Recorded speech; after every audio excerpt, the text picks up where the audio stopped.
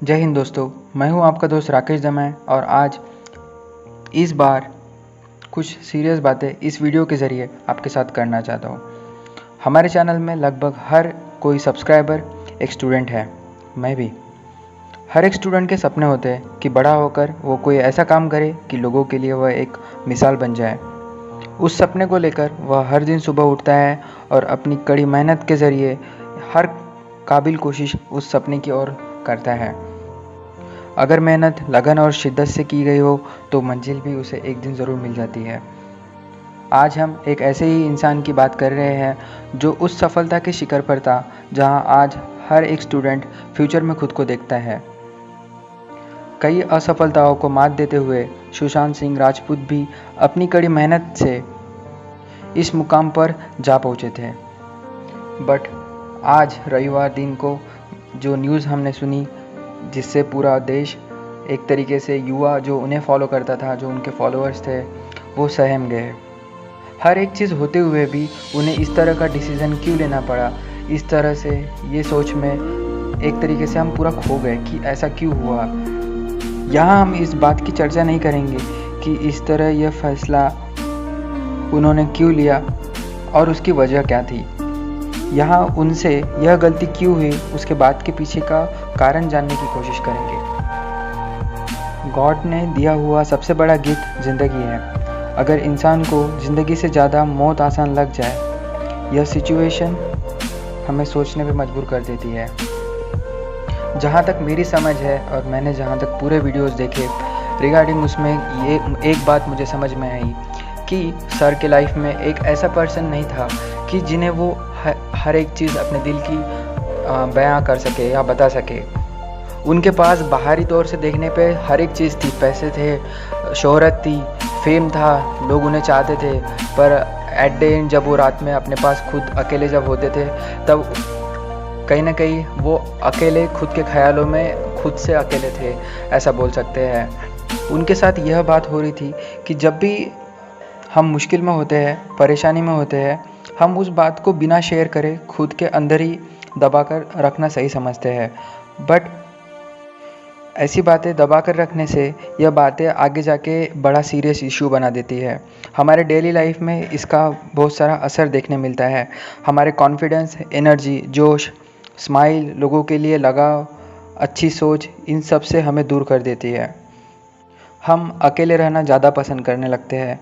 हमें लगने लगता है कि दुनिया की प्रॉब्लम्स मेरी ही लाइफ में है, मैंने ज़िंदगी में कुछ भी नहीं किया और ज़िंदगी में आगे कुछ भी नहीं कर सकता। सब कुछ नेगेटिव सोच हमारे दिमाग में भरती चली जाती है। कन्फ्यूज़न और डिप्रेशन लाइफ को में लेकर और बढ़ जाता है। यही प्रेशर एक दिन इतना बड़ा हो जाता है कि इंसान को इतनी प्यारी ज़िंदगी से ज़्यादा आसान मौत लगने लग जाती है। वह एक दिन ऐसा गलत फ़ैसला ले बैठता है। आपके पास हमेशा एक ऐसा इंसान होना चाहिए जो आपके साथ हमेशा खड़ा हो और आपकी हर बात में एक सपोर्ट सिस्टम की जैसा काम करे। जब भी आप अपने एनर्जी में लो फील करें, वो आपको उठाए और जिस काबिल आप पहले से हो उस काबिल वो आपको फिर से बना दे। आप जब भी टेंशन फील करते हो तो आपने कभी भी अकेले नहीं रहना चाहिए। किसी दोस्त को कॉल कीजिए या कोई मेंबर या फैमिली मेंबर आपके आजू बाजू है तो आप उनसे जाके उनके पास बैठ जाइए, उनसे हाथ मिलाइए, उनसे गले लगिए। इससे कहीं ना कहीं ये साइंटिफिकली प्रूवन है कि आप किसी से टच करते हैं या कुछ करते हैं तो आपका इमोशनल बैलेंस जो है वो एकदम से रिस्टोर हो जाता है, वापस बन जाता है। ये सभी चीज़ें जो है मेरी एक स्टोरी है उसके थ्रू आपको बताने जाऊँगा। आप इस वीडियो को आखिरी तक ज़रूर सुनिएगा, आपको बहुत सारी अच्छी चीज़ें जानने मिलेगी। मैं आपको मेरी छोटी सी कहानी बताना चाहूँगा जिसमें मुझ पर इस तरह का प्रेशर था। आपको शायद इससे कुछ सीखने मिलेगा। मेरा परिचय, मैं राकेश दमै, नागपुर ज़िले महाराष्ट्र का छोटे से गांव में रहने वाला 24 साल का युवक हूँ। मैंने मैकेनिकल इंजीनियरिंग 22 साल में पूरी की और बाकियों की तरह ज़िंदगी की दौड़ में शामिल हो गया खुद के सपनों को पूरा करने में। बचपन से कुछ अलग करने की और अपने देश के तरक्की में अपना जितना हो सके उतना योगदान देने की ठान ली। इसलिए नौकरी ना करने का फ़ैसला लिया और उम्र के 22 साल में पढ़ाई ख़त्म होते ही लेफ्टन training and service India private limited इस नाम से कंपनी शुरू की। कॉलेज के साथ मैं ट्यूशन लिया करता था ताकि मेरा जेब खर्च निकल सके, और जो मैं आगे सोच रहा हूँ मेरे कंपनी के लिए, मतलब मेरे सपने के लिए, उसके लिए जो भी पैसे खर्च होने वाले हैं वो पैसे जमा कर सकूँ। इन्हीं जमा किए हुए पैसों से कंपनी शुरू हुई। इस कंपनी के ज़रिए मैंने एक सपना देखा था। उस सपने में मैं बच्चों के अंदर देशभक्ति की भावना भरना चाहता था। इस पूरी स्टोरी की शुरुआत 2 साल पहले कुछ ऐसे हुई। इंजीनियरिंग की पढ़ाई करते वक्त मैंने मेरे कॉलेज में एनसीसी ज्वाइन की। 3 साल कड़ी मेहनत और लगन से मैंने जूनियर अंडर ऑफिसर की रैंक हासिल की। उस रैंक की वजह से मेरे अंदर की देशभक्ति कई गुना बढ़ गई और मैं पहले से ज़्यादा कॉन्फिडेंट और जिम्मेदार पर्सन बन गया।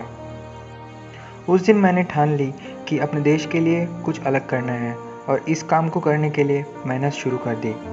मैंने मेरी स्कूल में जाकर, जहां मैं 10वीं की पढ़ाई पूरी की थी, नैंदीप कॉन्वेंट रामटेक, वहां 26 जनवरी 2018 को होने वाले परेड के लिए 300 बच्चों को जाकर 1-to-1 ट्रेनिंग दी, जिनमें हमने बच्चों को परेड करना सिखाया। बच्चों को ट्रेनिंग लेने के बाद के जोश को देखकर मैं पूरी तरह से दंग रह गया। इतनी खुशी इसके पहले मैंने कभी महसूस नहीं की थी और इसी काम को आगे भी करते रहने की मैंने ठान ली। मैंने अपने जूनियर्स को अपने साथ लेकर इस काम को करने के लिए तैयार किया। एक काबिल टीम बनाई जिसमें मैं और मेरे जूनियर ऐसे 2-3 लोग उसमें शामिल थे। वह कहते हैं ना कि सपने देखना है तो बड़े देखिए, तो यही सपना हमने बड़े लेवल पर देखा कि एक स्कूल से की गई इस कैंप की शुरुआत, इस ट्रेनिंग की शुरुआत को हम नेशनल लेवल पे लेके जाएंगे और इंडिया लेवल पे होने वाले हर स्कूल में जहाँ पर एनसीसी नहीं है वहाँ पर जाके बच्चों को इस चीज़ की ट्रेनिंग देंगे। आज 2018 से की गई इस कंपनी की शुरुआत से अब तक के 1.5 साल में हम 2-3 लोगों से बनाई हुई टीम और एक स्कूल से की गई शुरुआत से आज हम 120 एनसीसी कैडेट्स की एक शानदार टीम है और 5 ज़िलों में हमारी ट्रेनिंग शुरू है महाराष्ट्र में, जिसमें हमने 300 बच्चों से शुरुआत की थी और आज हमारे अंदर 10,000 बच्चों को हम ट्रेनिंग इस कैंप के थ्रू, इस परेड ट्रेनिंग जो है वो दे चुके हैं और आगे इस कैंप को महाराष्ट्र लेवल पे करने की सोच रहे हैं और हमारा सपना धीरे धीरे बढ़ते जा रहा है। इस काम को करते वक्त हमें बहुत सारी मुश्किलों का सामना करना पड़ा और कहते हैं ना कि मंजिल अगर एक ही दम में मिल जाए तो मज़ा नहीं आता, उसमें बहुत सारी कठिनाइयाँ होनी चाहिए, तभी जीतने का मज़ा एक अलग लेवल का होता है। हमारा सपना भी इसी तरह साकार होते जा रहा था, बट एक बुरा फेज़ उसे हमें देखना पड़ा, जैसे कि आप सभी लोग अभी जी रहे हैं कोरोना वायरस वाला जो पॉइंट है। तो इस 15 अगस्त 2020 मतलब जो 15 अगस्त 2020 के लिए हम इस कैंप को महाराष्ट्र लेवल पे करने की सोच रहे थे और उसके लिए हमने हमारे दिन रात एक कर दी, पूरी टीम तैयार की, महाराष्ट्र लेवल में हर ज़िले से कैडेट की रिक्रूटमेंट की और ये हमने जनवरी और फरवरी 2020 में किया और इस तरीके से हम 15 अगस्त को पूरी तरीके से अराउंड तब भी 50,000 बच्चों को इस कैंप के थ्रू ट्रेनिंग देने के लिए तैयार थे। अब मेरा ड्रीम हकीकत बनते हुए दिख रहा था, बट 15 मार्च को कोरोना वायरस के चलते हुए लॉकडाउन जाहिर हो गया, जिस वजह से मेरे पैरों की पूरी की तरह से ज़मीन खिसक गई। उस दिन मेरे लाइफ का वो सबसे बैड दिन था। मैं समझ ही नहीं पाया कि ये मेरे साथ क्या हो रहा है, क्योंकि मैंने पिछले साल मतलब इंजीनियरिंग के दौरान 4 साल जो है ट्यूशन ली थी, जिससे मैंने जो भी पैसे जमा किए थे वो पूरे पैसे मैंने इस कंपनी के लिए लगा दिए थे और पिछले 1.5 साल से हम विदाउट अर्निंग इस कैंप को करने की सोच रहे थे और हम करते आ रहे थे। तो जिसमें हमारी मेहनत पूरे कुल मिला के जाए तो 5 साल की कड़ी मेहनत थी, जिसमें हमारी अर्निंग कुछ नहीं, बट जो हमने उसका रिटर्न में हमें मिल रहा था, जो बच्चों से प्यार मिल रहा था और कुछ छोटा मोटा फाइनेंशियल जो स्कूल हमें देती थी, तो इससे एक बहुत अच्छी लगन थी और हम आगे जाके इसको एक अच्छे से स्टैंडर्डाइज गवर्नमेंट से अप्रूव करके कुछ उनसे फाइनेंस जो है इसमें लेकर इसे परमानेंटली सेट करना चाह रहे थे। ये हमारा गोल था।